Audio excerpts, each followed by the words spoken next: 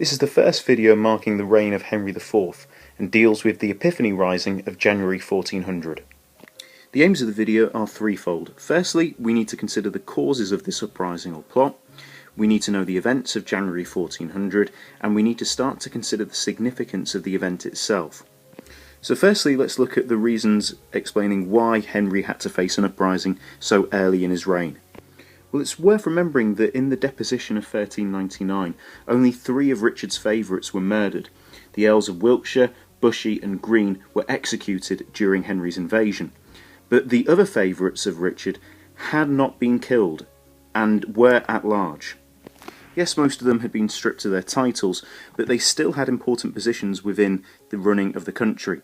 John Holland, the Earl of Huntingdon, and Thomas Holland, the Earl of Kent, still had a great deal of respect amongst large members of the nobility, and it's worth remembering that they were both related to Richard II. And it wasn't just Richard's half-brothers that felt disillusioned by this new regime. Montague of Salisbury, Thomas Duke of Aumale, who was the Duke of York's son, Richard Magdalen, a knight, Bishop of Carlisle, the Abbot of Westminster, and Sir Thomas Blount, also another knight, were just a few members of the nobility that felt as though that they would not get as much say and as much influence under Henry Bolingbroke's regime. So the group decided to hatch a plan. It's worth remembering that Richard was still alive at this point, and they had somebody that they could rally around. The plan, therefore, was to get rid of Henry and put Richard back on the throne. But how could they do this? Well, Henry had been quite ill over Christmas through a bout of food poisoning and had decided to have a jousting tournament in January at Windsor. The group had decided that they would assemble in Kingston on Thames on the 1st of January and march on Windsor, where Henry would be having this tournament. They would try and arrive on the 4th of January at a time when Henry and other members of the senior nobility would be present. And the plan wasn't just a quick killing of Henry. No, they decided that they would also kill Henry's 4 young children and the Archbishop of Canterbury, Thomas Arundel. So as to not face too much opposition, they also decided to enlist the help of Richard Magdalen, a knight who I've just mentioned earlier. Richard actually bore a striking resemblance to the previous king, and what they wanted was to dress him in a suit of armour befitting of a king, so that the public would rally behind the uprising, thinking that Richard Magdalen was actually King Richard. But ultimately, the plan was flawed, and led to the downfall of all of the conspirators. What we do know is that Henry got wind of the conspiracy before the 4th of January. What we aren't quite sure of is how Henry got this information. The first possible suggestion is that Aumale, the son of the Duke of York, left a document detailing the plot on a table in front of his father, and that the Duke of York ran to Henry to explain that there was a plot against him. The second explanation is that a conspirator told a London prostitute, who in turn told one of the king's men. And the third and final and probably most plausible conclusion is that Aumale went straight to the king. The reason why we think it must be that third potential option is because Aumale wasn't involved in the plot itself and was pardoned following this. Henry therefore has to act quickly. He knows from the details of the plot that the conspirators are marching on Windsor and should arrive by the 4th of January. Well, thankfully there was a bit of a delay, and that gave Henry the time to take his sons on the night of the 4th from Windsor to London. They chose a less well-known path so as to avoid the plotters who were travelling in the opposite direction. Once in London, he placed his sons safely in the Tower of London and got straight to work. He ordered writs for the arrests of those involved, and he also said that any man-at-arms who would ride with him the next day would be incredibly well paid. His decision to throw money at the problem proved dividend, and by the morning Henry had an army. He marched on Windsor and made it very clear that no horse or man would be in front of him on the march. He wanted to be the first person to deal with these conspirators.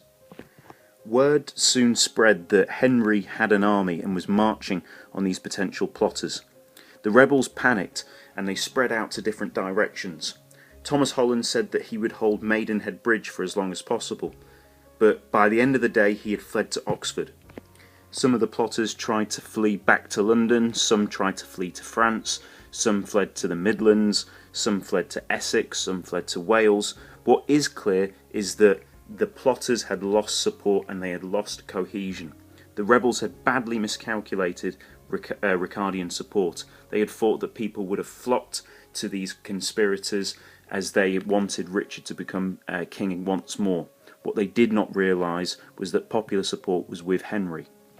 And to showcase this popular support for Henry is the fact that the plotters weren't even captured by the king himself. This army marched from London to Windsor, but didn't really capture anyone.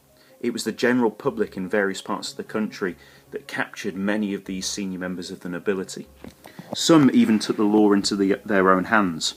Thomas Holland and Montague were captured by a mob in Cirencester whilst they were trying to replan the conspiracy in a local inn. And the locals wasted no time in delving out their own branch of justice. They beheaded the two in the town square and collected their heads. The heads were then put in a wicker basket and sent to Henry as a gift to show that the people of Cirencester were with the new king. Those that were spared the gruesome mob rule were captured and were transported to London, where Henry would personally preside over their judgments. What's surprising is that most of the rebels were actually pardoned by Henry. One such rebel was Sir John Ferrer, a knight who had protected Henry during the Peasants' Revolt of 19 years previous. Henry repaid the favour and publicly pardoned the knight. Most churchmen as well were also pardoned, such as the Archbishop of Carlisle, who at first was given a lengthy prison sentence, but this was later reduced. However, not everyone was so lucky. In total, 26 men were beheaded, including Sir Thomas Blount, who was one of the unfortunate few to have the full execution treatment. Blount would receive the full traitor's death of being drawn, hung, disemboweled, forced to watch his own entrails being burnt before him before being beheaded and quartered. It was whilst Blount's entrails that were being burnt in front of him that the executioner asked him if he would like a drink. His famous reply showcases the wit and sense of humour of many people in the medieval period, even in the face of unbelievable odds and adversity. With broken limbs and his chest being cracked open, Blount simply replied, "No, for I do not know where I should put it." So in class there's a number of questions that are related to the Epiphany Rising. Firstly, Ian Mortimer believes that the plot was destined to fail. Why do you think that this was the case? Secondly, with the benefit of hindsight, could the plot have succeeded if planned in another way? And finally, and the question that we'll try and address in quite a lot of detail in lesson, is was this a victory for Henry?